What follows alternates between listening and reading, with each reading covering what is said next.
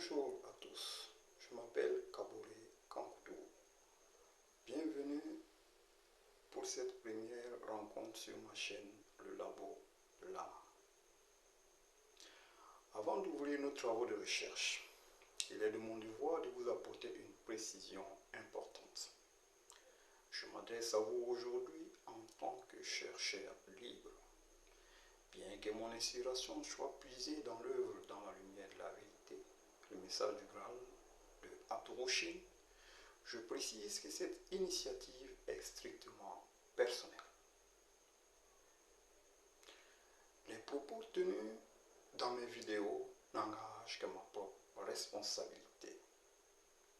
Ils ne sauraient être considérés comme une communication officielle ou une position du mouvement du Graal.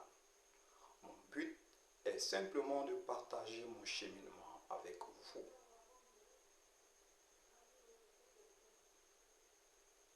Pourquoi avoir créé cette chaîne? Un laboratoire est un lieu de rigueur et d'étude. Je crois que les questions de l'esprit méritent la même précision que les sciences physiques. Mon inspiration pour ce travail, je la tire de l'œuvre monumentale de Abdou-Shin, Dans la lumière de la vérité, le message du Graal.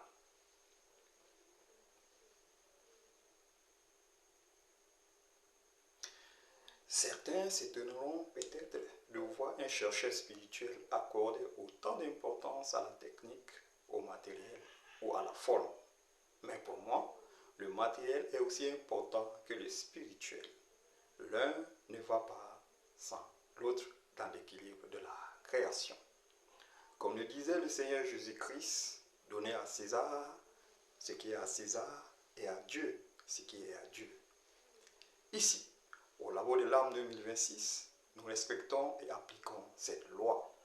Nous soyons le véhicule matériel pour que le message spirituel puisse voyager avec clarté et pureté.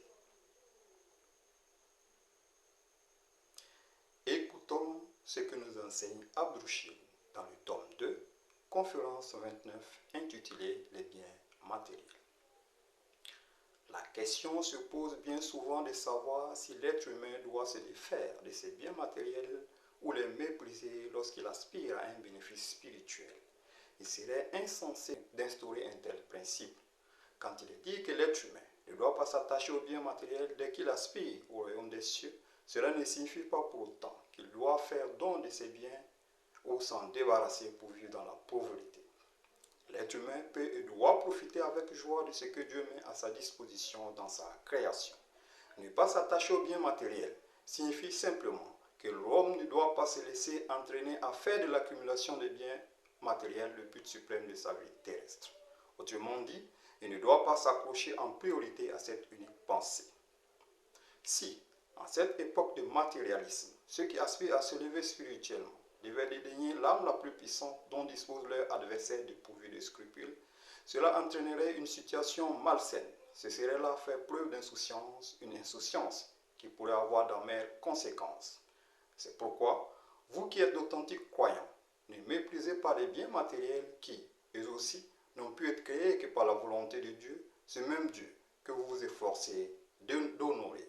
Cependant, ne vous laissez pas engourdir par le confort que peut apporter la possession des biens matériels. Faites-en au contraire un usage judicieux.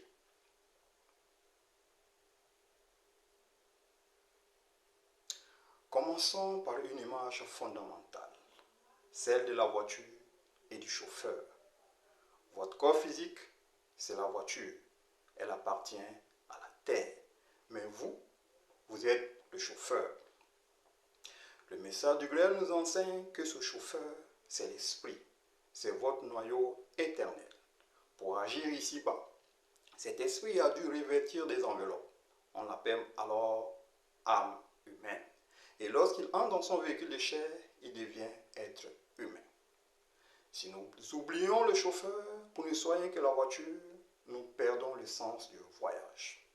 Extrait du message du Graal de Abdou-Shin, La création de l'homme, tome 2, conférence 3.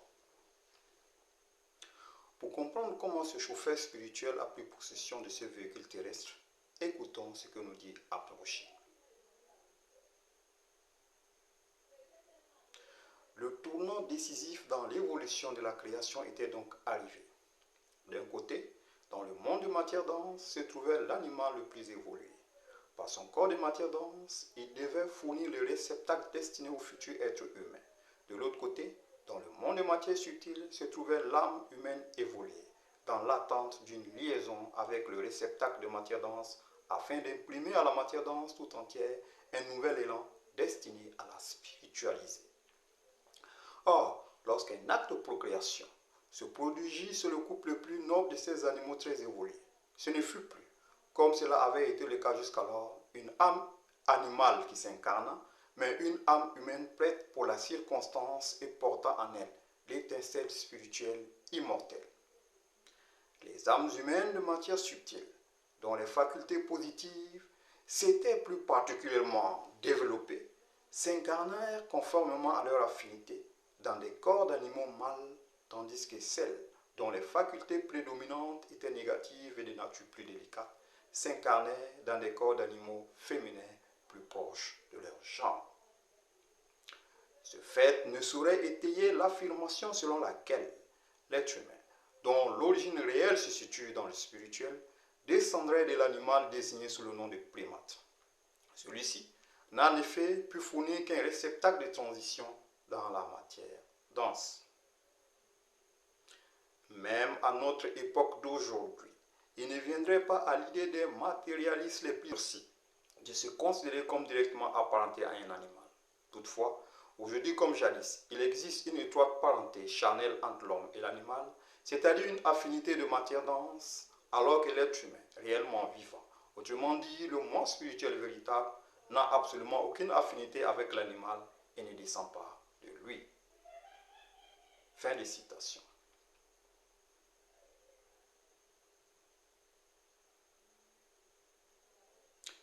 Vous voyez, l'être humain est le fruit d'une alliance sacrée. Nous sommes des esprits venus d'en haut pour apporter la conscience dans la matière. Si vous êtes le chauffeur, quelle est votre destination? Au labo de l'âme 2026, nous explorons ensemble ces mécanismes du destin et de la justice divine. Abonnez-vous pour nos prochaines investigations. Partagez vos réflexions en commentaire. Que change pour vous cette image de chauffeur? Réveillez-vous, car le temps est précieux.